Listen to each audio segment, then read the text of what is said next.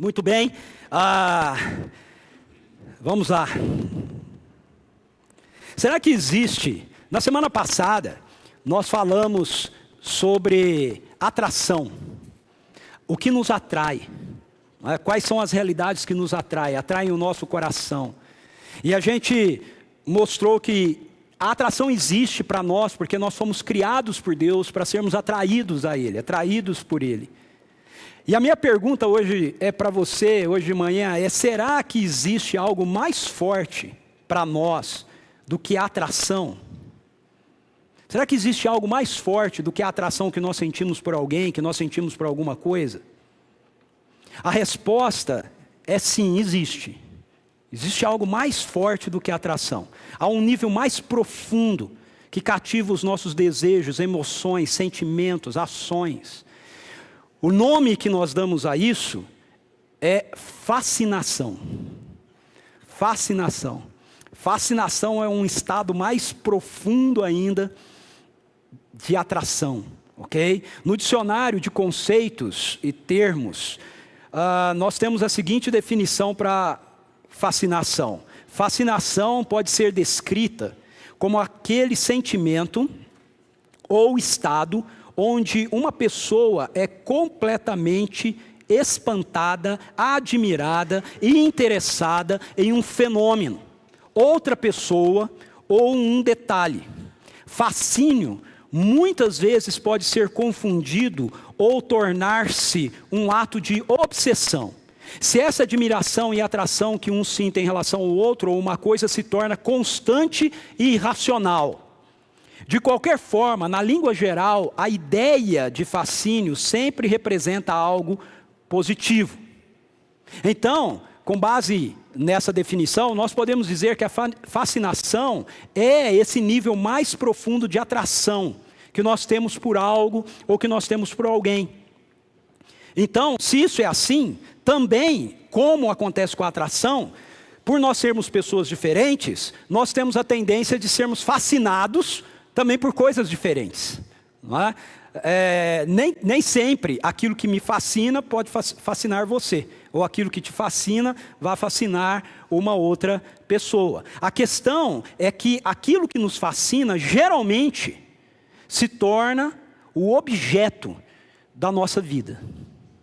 Aquilo que nos fascina geralmente é o que faz com que a gente tenha aquele disparo no coração, né? Aquela motivação de manhã, quando você acorda, abre o olho, não é?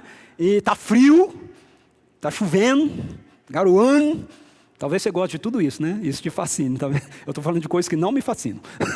Ok? Frio, garoa, chuva. De manhã não me fascina. Ok? Mas talvez esteja tudo assim. E aquilo que te fascina faz você saltar da cama com muita disposição, com muita alegria, né? Se o seu trabalho, por exemplo, te fascina, não importa se o tempo está assim, você vai levantar cheio de energia, né? Quando eu era, por exemplo, fascinado por karatê, né?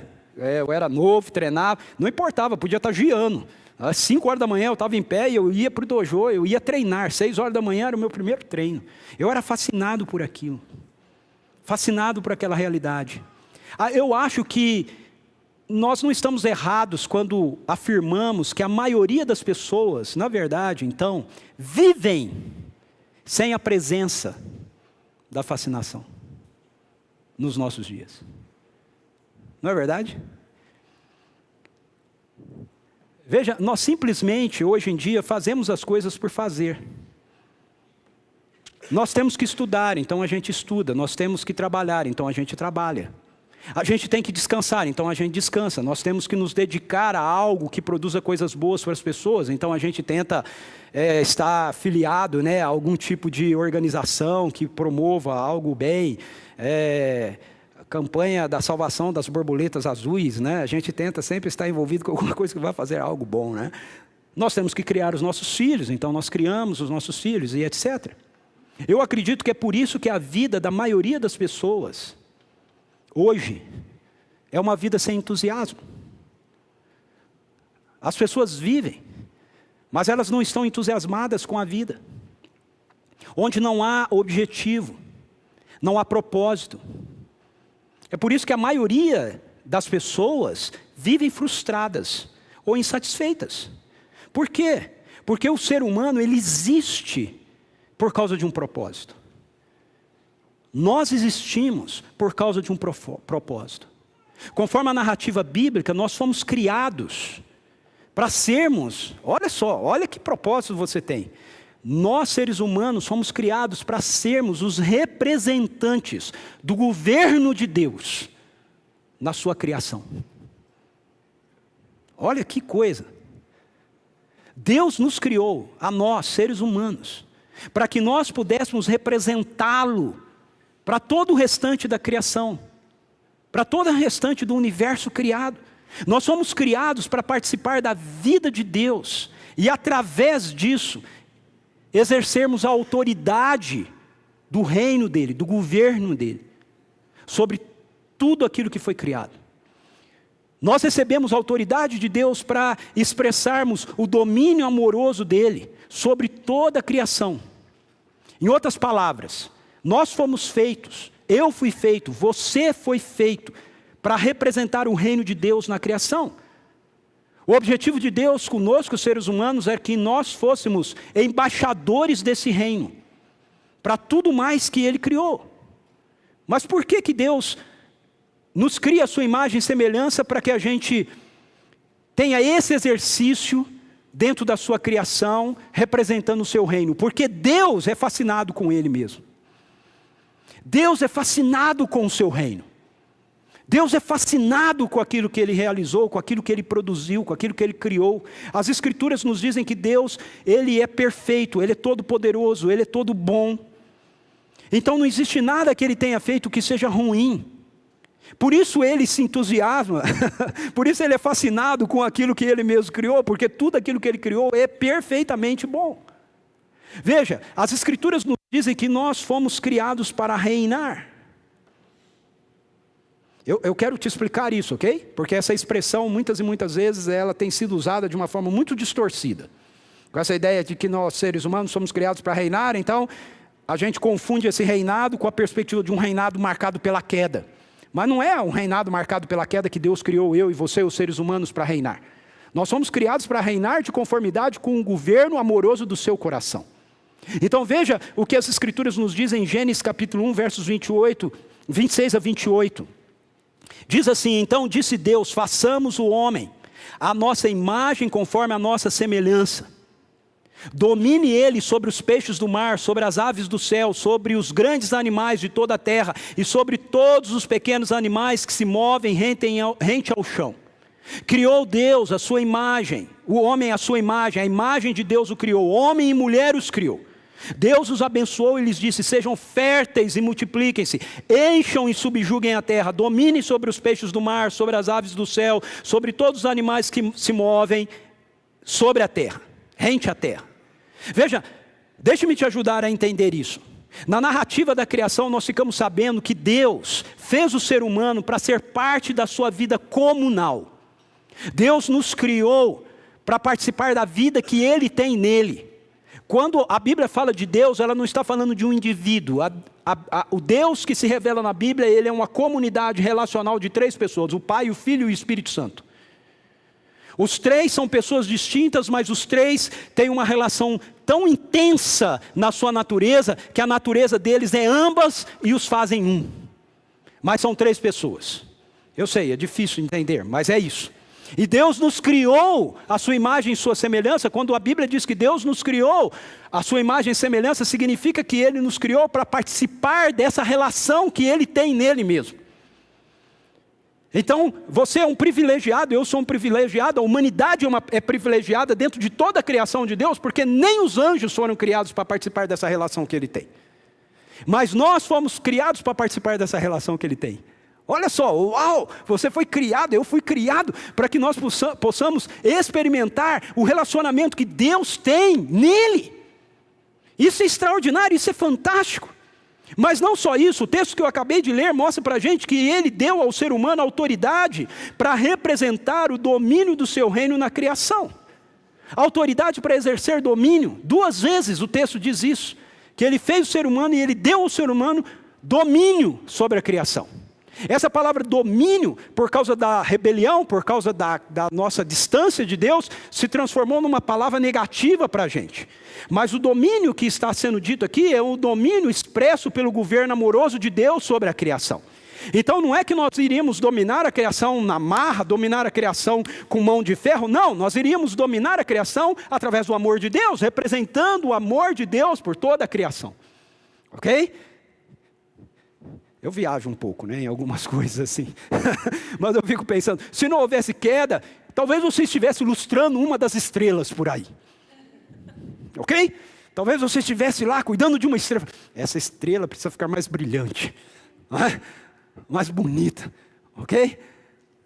Nós estaríamos produzindo um mundo maravilhoso, um universo maravilhoso, um universo cheio da presença, do amor, da criatividade, da graça de Deus.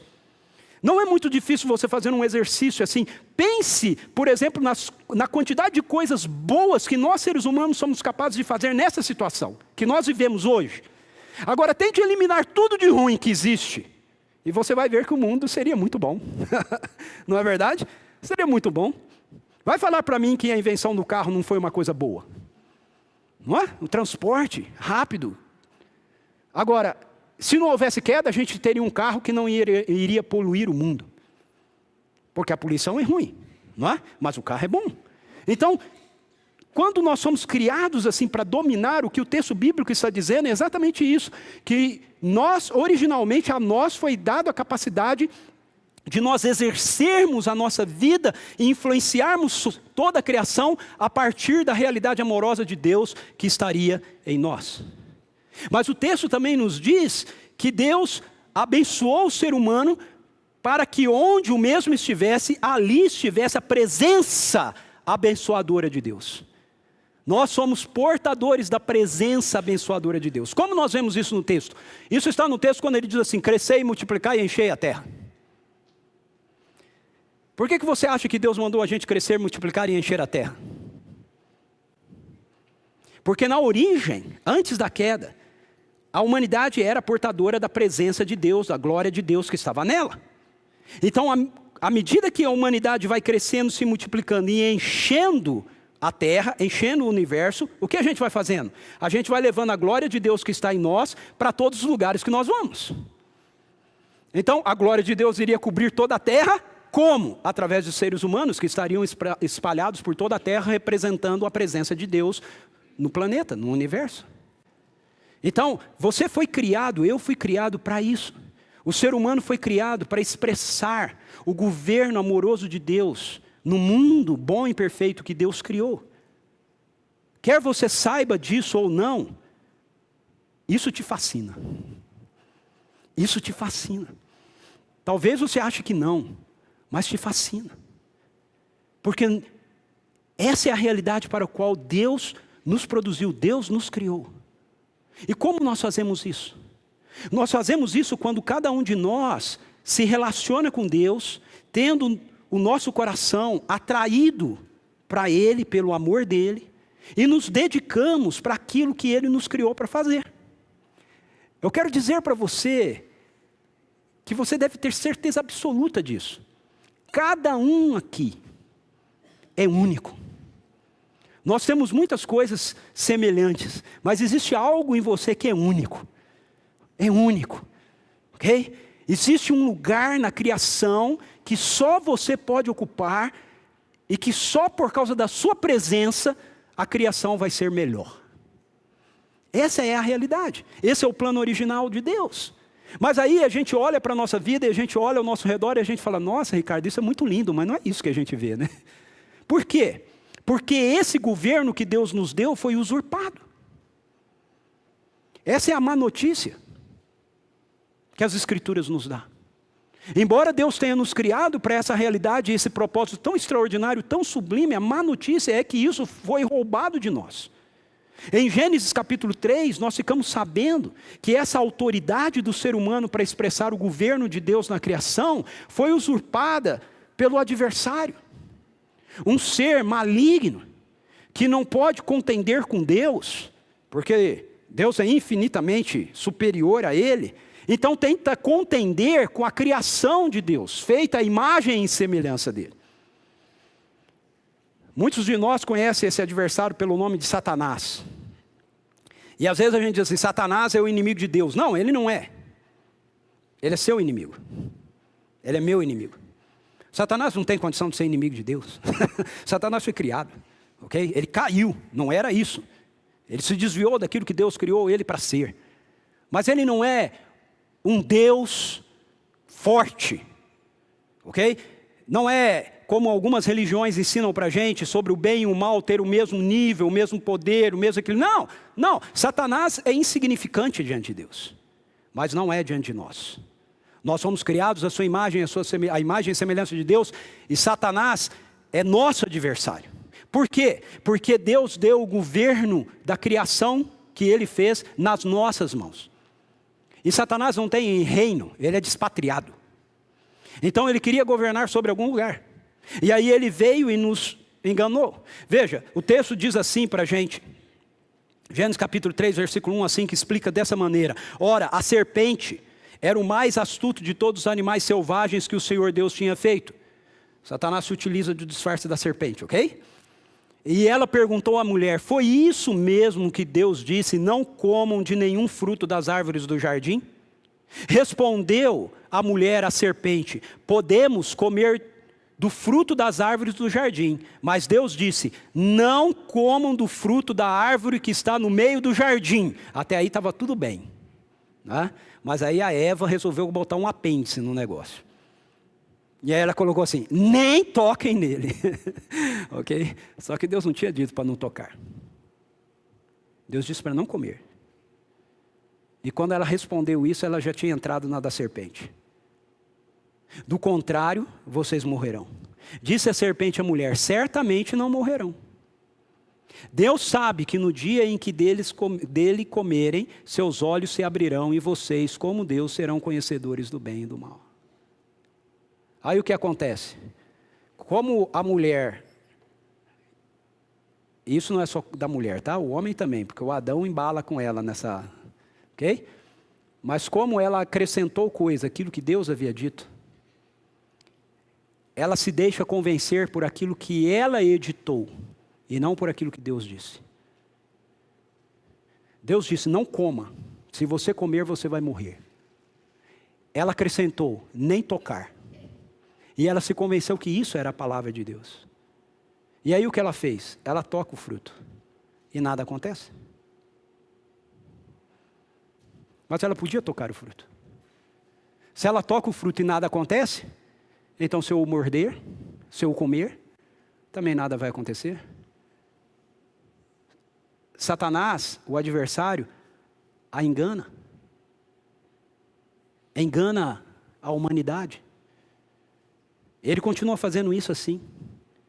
Quando a humanidade, dando ouvidos à sutileza da serpente, ela come do fruto do conhecimento do bem e do mal, o que acontece?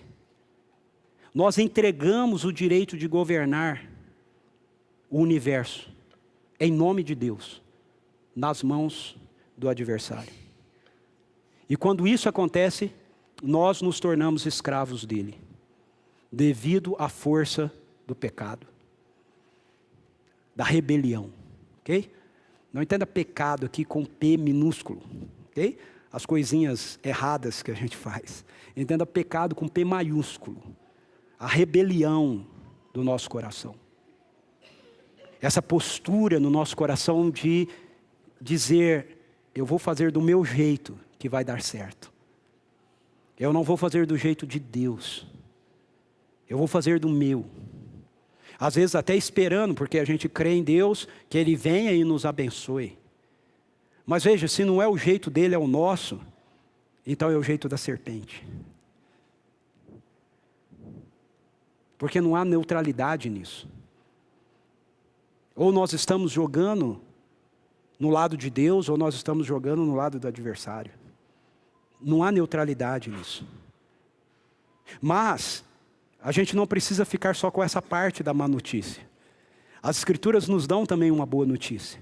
A boa notícia que nós temos é que, apesar disso ter acontecido, Deus não desistiu de nós. ok? O reino de Deus, ele é estendido novamente a nós. Deus nos criou para que a nossa atração fosse para Ele, e Ele nos criou para que nós estivéssemos fascinados por essa vida vivida na dimensão do seu reino. E quando a gente se desconecta disso, a gente perde isso por causa da ação da serpente, por causa da ação do adversário, que nos ilude, e porque o nosso coração se dispõe em rebelião contra Deus. Deus não olha simplesmente para mim e para você e diz assim, ok, está tudo acabado entre nós. Não me procure mais. Você me decepcionou. Estou muito amargurado com você. Não, Ele não faz isso. Deus olha para nós e diz, eu não os criei para isso. Eu não os criei para o pecado, eu não os criei para o inferno, eu não os criei para a escravidão, eu não os criei para isso, eu os criei para a minha glória, eu os criei para que eles fossem atraídos por mim, eu os criei para que eles fossem fascinados pela vida que eu planejei para eles. E aí o que Deus faz? Ele entra na nossa história, através do Deus Filho. O Deus Filho se faz um ser humano na pessoa de Jesus Cristo, para poder nos representar e tomar de volta para a humanidade o direito de exercer o governo do reino de Deus em toda a criação. É isso que Jesus faz.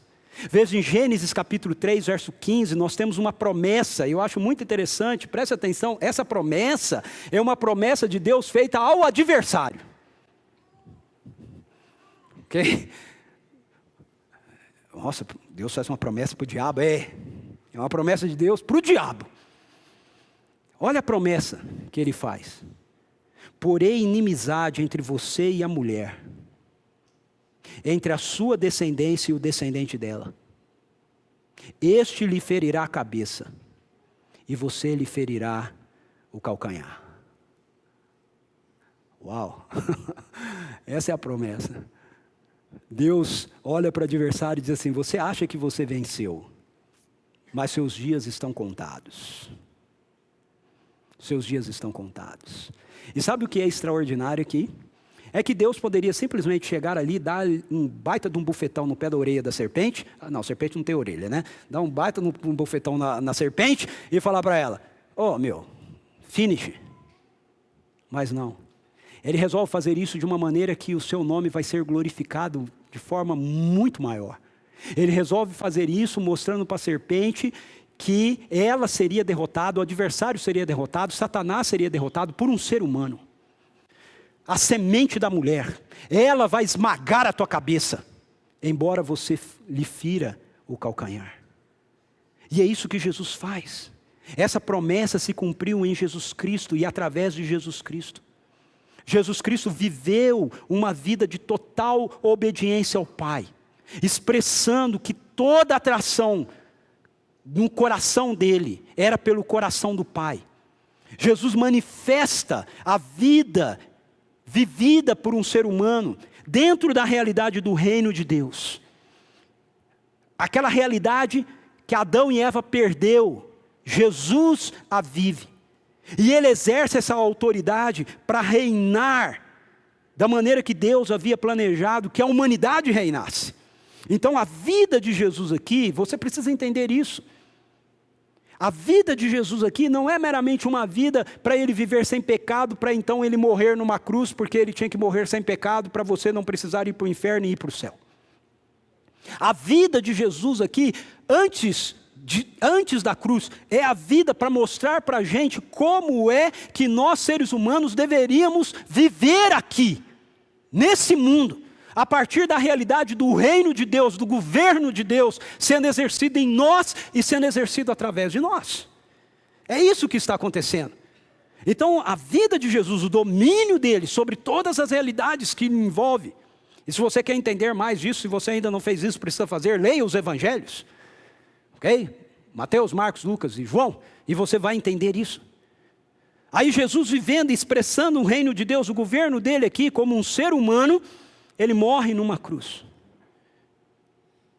nos representando, tomando sobre ele a nossa rebelião. E depois da sua morte, e ressurreição, através da qual ele derrota, preste atenção nisso, ele derrota definitivamente o adversário.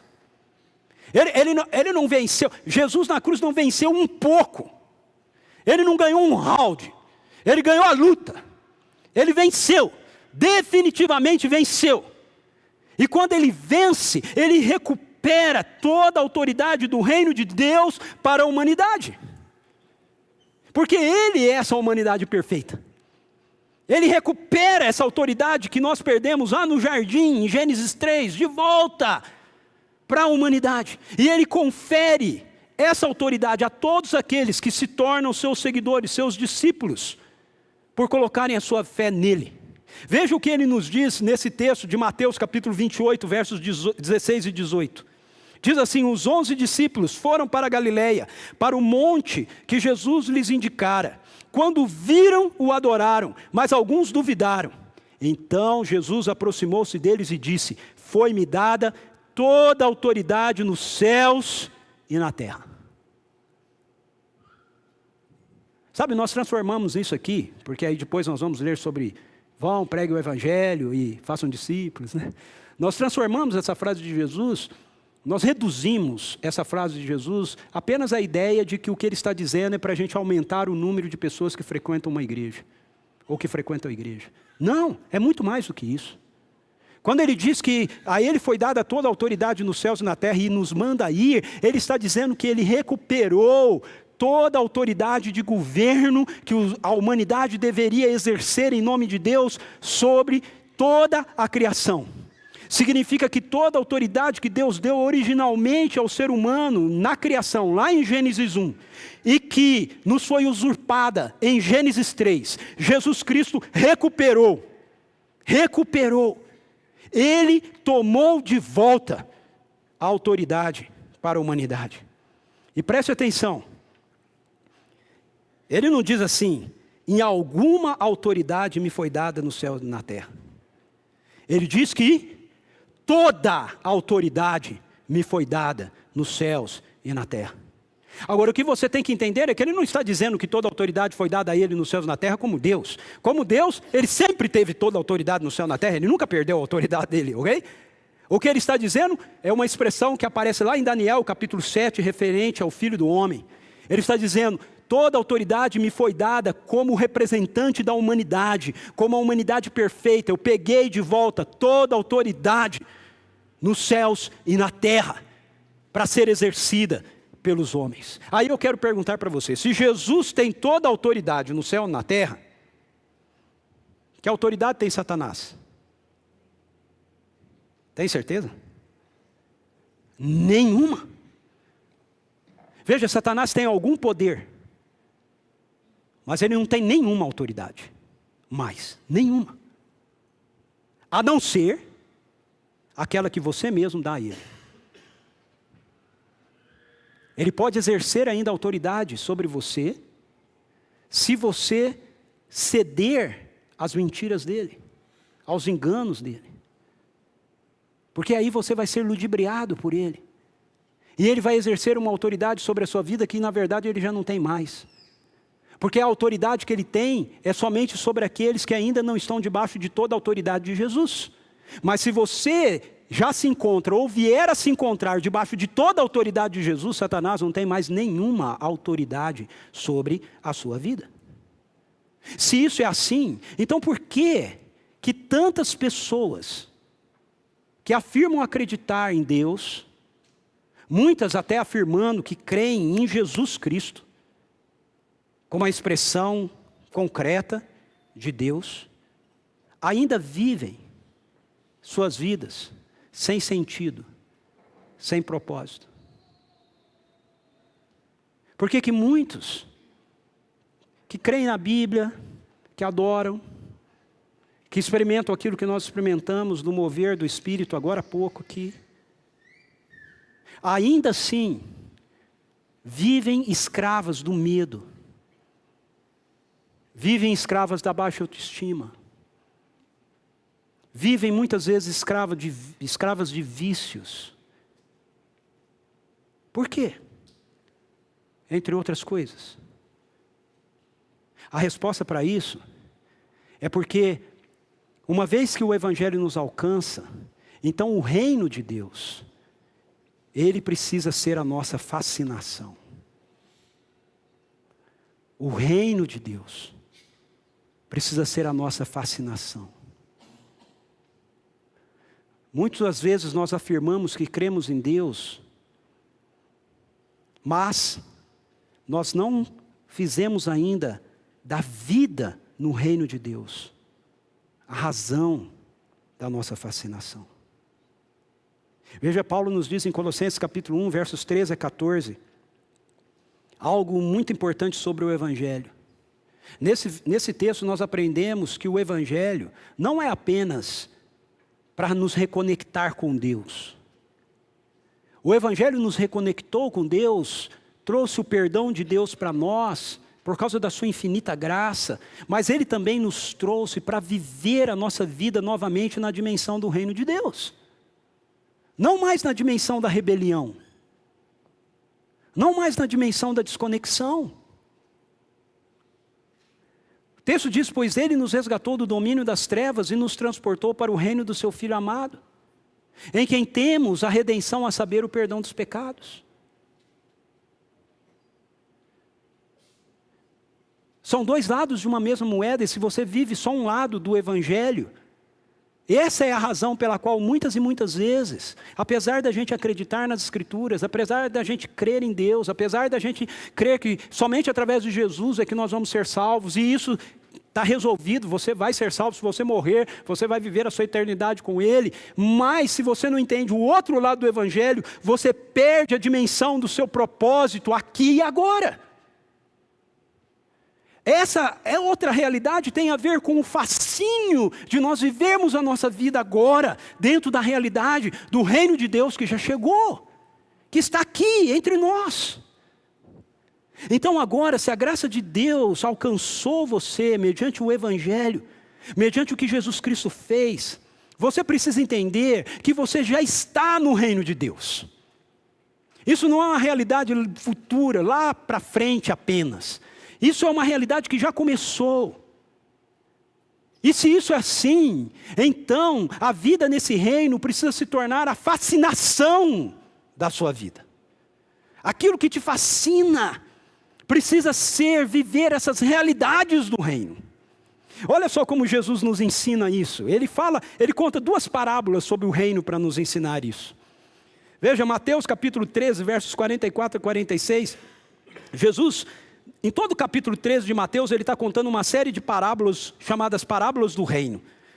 Parábolas são histórias que Jesus conta para explicar coisas relacionadas às realidades do reino de Deus, da verdade de Deus, de como a vida realmente é e deveria ser para nós aqui e agora. E ele vem explicando sobre essa questão do reino, como você entra no reino, como o reino se desenvolve, como o reino cresce na vida da gente, como a influência do reino cresce na vida da gente, etc. Aí a gente chega nessa parábola, quando ele diz assim, nessas duas parábolas, quando ele diz assim, o reino dos céus é como um tesouro escondido no campo. Certo homem, tendo-o encontrado, escondeu-o de novo, então cheio de alegria, veja, cheio de alegria, ok? Foi e vendeu tudo o que tinha e comprou aquele campo. O reino dos céus também é como um negociante que procura pérolas preciosas. Encontrando uma pérola de grande valor, foi, vendeu tudo o que tinha e o comprou. Muitas pessoas, quando leem essas duas parábolas, se confundem, ficam confusas com relação ao que Jesus está dizendo. Porque a tendência é ler a parábola e achar que ele está falando sobre salvação. Mas ele não está falando sobre salvação, porque se ele estiver falando sobre salvação, então a salvação é pelas nossas obras. Eu acho o tesouro, eu escondo, eu vendo o que eu tenho para poder ter aquilo. Eu encontro uma pérola de maior valor, que é a salvação, a maneira de eu entrar no reino, e aí eu vendo o que eu tenho e compro aquela pérola de maior valor. Não pode ser disso que ele está falando. A entrada no reino, ele já falou, quando ele fala do semeador que sai a semear. E a semente cai em tudo quanto é tipo de caminho. Todo tipo de coração. A salvação tem a ver com essa dimensão da realidade da graça de Deus que opera em nossa vida e nos traz para Ele. Não tem a ver com o esforço da nossa parte. Então, se não é de salvação que Jesus está falando, do que ele está falando? Ele está falando que quando nós somos salvos e a gente contempla a realidade do que é a vida do reino, então essa vida que a gente vai viver no reino aqui e agora é como um tesouro que a gente encontra no campo. É preciosa, é valiosa, é extraordinária. E a gente vai, eu preciso ter esse estilo de vida, eu preciso ter isso. É como uma pérola de maior valor que a gente encontra porque nós somos negociantes de pérolas. E a gente acha essa pérola mais valiosa e a gente diz, uau, eu preciso ter essa pedra. A minha vida toda colecionando pérolas foi para chegar nessa pérola de maior valor. Agora eu achei, eu tenho que ter essa pérola. E aí Jesus conta essas duas parábolas então para falar para a gente de como é maravilhosa, como é preciosa, como é fascinante a vida no reino de Deus. E se você já foi alcançado pelo Evangelho, e isso não tem sido a realidade da sua vida, eu quero dizer para você que você precisa ser fascinado pelo reino. Eu quero dizer para você que você tem se deixado fascinar por outras coisas que são menores do que aquilo que Jesus planejou que a sua vida fosse, aquilo que você experimente em relação ao reino de Deus. Jesus nos mostra então que o reino de Deus deve ser essa maior fascinação da nossa vida. O propósito de Deus não foi sacrificar Jesus para que pudéssemos um dia, quando morrermos, ir para o céu. O propósito de Deus é enviar Jesus para nos representar. Aqui foi o de nos trazer de volta para a realidade dessa vida no seu reino, que tem como consequência final o céu. Mas que tem como consequência imediata a realidade do céu agora, na terra, na sua vida, na minha vida. As realidades que Ele planejou para nós, desde antes da fundação do mundo. Que foi vivida pela humanidade antes da queda. Que a gente experimente isso, comece a experimentar essas realidades em nós agora, de novo. Até que o céu envolva completamente a terra. Esse é o propósito. Fascínio pelo reino. Sabe, um negociante de pérolas. Você encontra aquela pérola de maior valor. E quando você acha, você diz, eu preciso ter. Todo o fascínio do meu coração era por essa pérola. Isso era o que fazia com que todas as manhãs eu levantasse da cama, dizendo, um dia eu vou achar, um dia eu vou encontrar. E aí você é encontrado. E quando você é encontrado, você vislumbra essa pérola. E aí você diz, eu preciso tê-la. E Deus é o dono dessa pérola. Deus é o dono desse estilo de vida fantástico, maravilhoso, extraordinário, sobrenatural, cheio de energia, cheio de ânimo, cheio de sentido. E você diz para Ele, Senhor, agora que o Senhor me achou, eu preciso ter esse estilo de vida, eu preciso ter essa vida em mim. Eu preciso viver isso. E aí Ele diz, ok, você pode ter. Ele diz, então, me dá. Para você ter, você precisa me dar o que você tem. O que eu tenho? O que você tem. Você me dá o que você tem. E eu te dou esse estilo de vida fantástico, maravilhoso, para você viver agora. E ele diz, você diz, mas eu não tenho, eu não sabia disso, então eu saí, não passei no banco, eu estou com pouco dinheiro na carteira. É mesmo? Quanto você tem na carteira? Eu tenho R$10, ok, custa R$10, passa para cá. Aí, R$10 só isso? Oh, que bom! Ainda bem, depois eu passo lá no banco e tiro um dinheiro lá que eu preciso para... você tem dinheiro no banco? Tem, custa o dinheiro que você tem no banco. Quanto você tem no banco? Tudo você tem no banco, custa também. Passa para cá. Não, mas... Tudo bem, fica com você, a pérola fica comigo. Não, eu preciso da pérola. Me dá, eu quero, está aqui. Não vou dar o cartão porque o senhor não sabe a senha, né, Deus? Então vou fazer um cheque, tá bom? Com todo o valor, está tudo aí, é do senhor. Mas me dá a pérola. Ótimo. Quando eu chegar em casa, minha mulher vai me matar. Você tem casa? Tenho. Custa a casa também. É sua? É própria? Acabei de construir, então. Custa ela, passa a casa também. Não, mas a casa... Tudo bem. Você tem direito de continuar. A pérola é minha, você fica a casa, eu fico a pérola. Não, eu quero a pérola. Está aqui a escritura da casa. Vou ter que falar para minha esposa que nós vamos começar a viver lá na casa da praia. Ah, tem casa na praia? Casa na praia tem também? Ah, não brinca que casa na praia entra, casa na praia, tem, passa a casa na praia. Aí passa a casa na praia. Mas onde eu vou morar? Na casinha do cachorro? Tem casinha do cachorro? Tem. E tem cachorro? Tem. A casinha e o cachorro também. Uma casinha e o cachorro? É, uma casinha e o cachorro. Mas o cachorro, ele é tão especial para minha esposa. Pois é, você já falou da sua esposa várias vezes, né? O negócio é o seguinte, sua esposa também entra. Não, mas peraí, minha esposa não. Mas o que é isso? Ué, não, tá bom, fica com a sua esposa, pode ficar, fica com as coisas também. Eu não estou interessado. Quem está interessado é você. Não, mas eu quero. Então, tá bom, vai. Pode levar a esposa.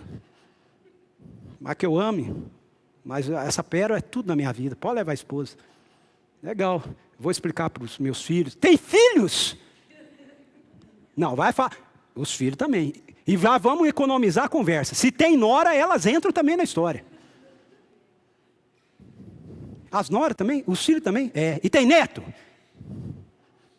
Tá vindo o primeiro aí. É meu. Não é teu não. É meu. Vai me dar. Pô, não pode morar na casa de um cachorro, não pode mais ter casa, não mora na casa da praia, não tem mais dinheiro no banco, vou ter que dormir no carro. Tem carro? O carro entra também na história. Não, mas o carro, mas como é que entra o carro, meu? Ou entra tudo ou não entra nada. Depois que você está tudo, ele diz assim, ok, você precisa dar também a sua vida. Mas a minha a partir de agora você me pertence. Quer a pérola? Quer esse estilo de vida? Quer viver na realidade plena do meu reino? Você também precisa ser meu. E aí, como você quer muito mesmo essa pérola, você diz, ok, minha vida também. Minha agenda está na tua mão. E aí, depois que você deu tudo para o dono da pérola, sabe o que ele faz? Ele diz assim, Ricardo, vem aqui. Ó, pega a chave dessa casa aqui, ó. Está aqui a escritura. Ó, sabe aquele cheque? Então, todo o dinheiro que está na conta pode continuar sendo usado por você. O dinheiro é meu, tá? Mas você pode continuar usando. Sabe a casinha do cachorro e o cachorro? Eu vou te devolver, o cachorro é meu, tá bom? Não chuta mais ele não, cuida dele, tá?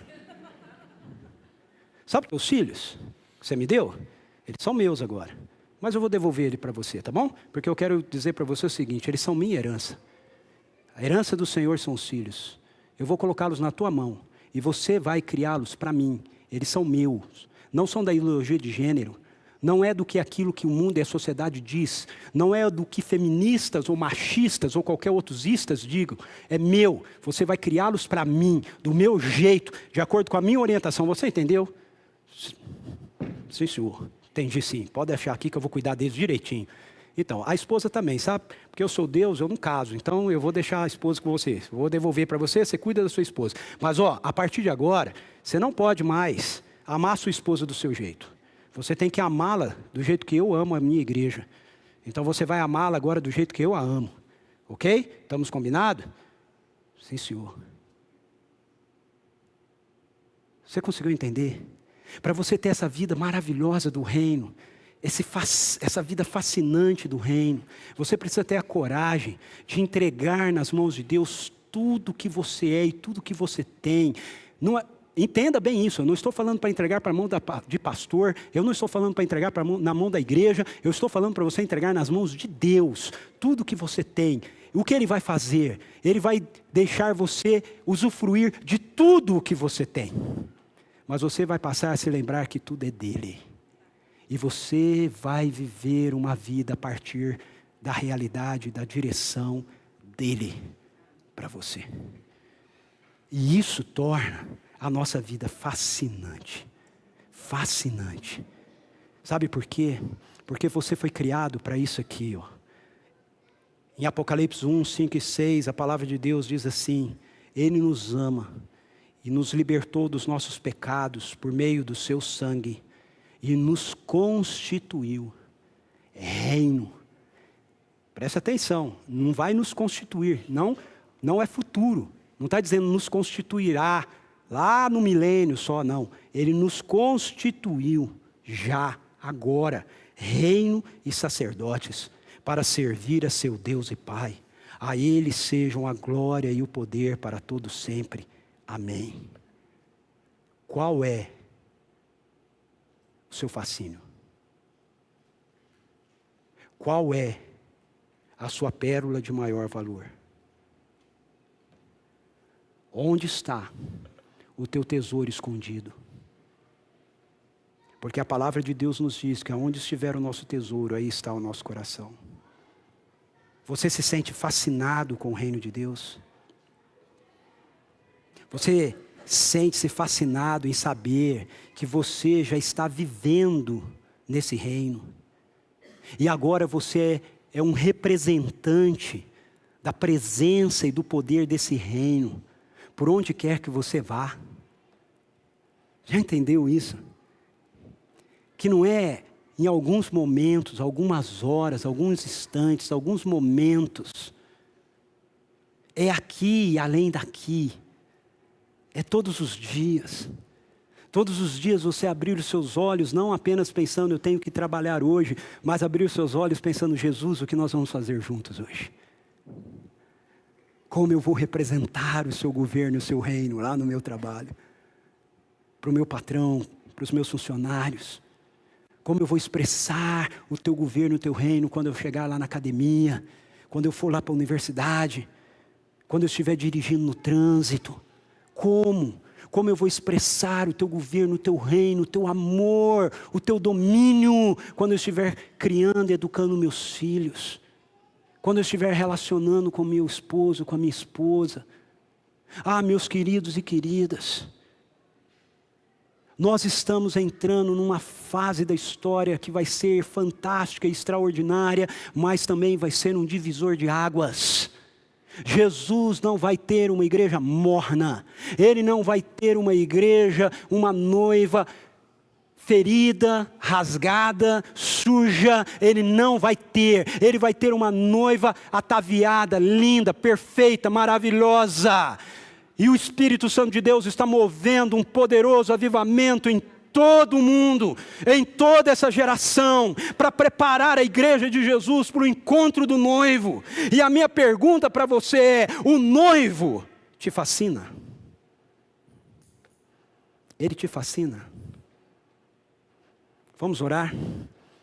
Feche seus olhos, curva a sua cabeça.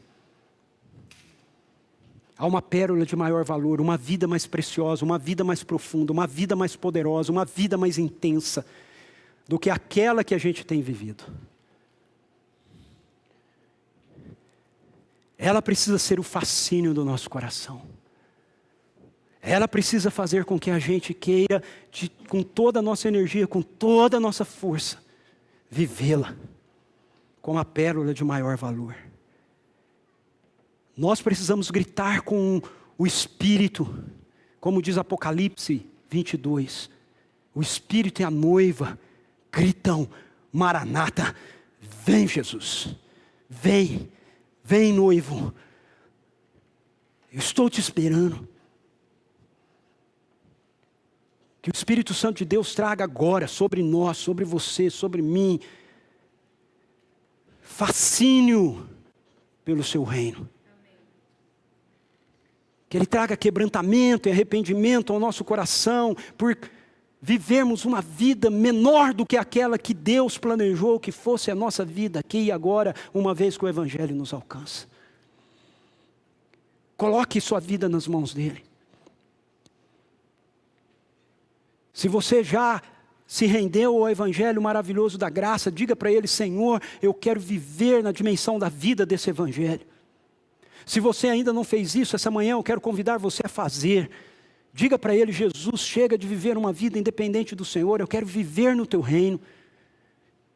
Eu confesso a minha necessidade do Senhor, do Seu sacrifício para a minha salvação. Se você já fez isso e não está vivendo uma vida naturalmente sobrenatural, é porque O reino de Deus ainda não é a pérola de maior valor para você. Diga para Ele essa manhã: Senhor, eu quero que o Teu reino seja a pérola de maior valor para a minha vida. Vem, Espírito Santo. Nós nos colocamos diante do Senhor. Oh, Espírito Santo de Deus, vem sobre nós, nos fascina com a vida abundante que o Senhor tem a nos dar através do sacrifício do Teu Filho. Nós não queremos viver, ó Senhor, uma vida menor do que aquela que o Senhor planejou para nós, do que aquela que Jesus conquistou naquela cruz por nós. Senhor, faz com que o Teu reino seja a pérola de maior valor para nós, seja o tesouro escondido no nosso coração, seja, Senhor Deus, aquilo que nos fascina. Queremos ser atraídos pelo Senhor e fascinados pelo estilo de vida que o Senhor planejou, que nós, como parte do Teu povo, tivéssemos, vivêssemos, Senhor. Ajuda-nos, ó Pai, ajuda-nos. Jesus, o Senhor disse uma vez para os seus discípulos, questionando se quando o Senhor voltasse, o Senhor encontraria fé na terra.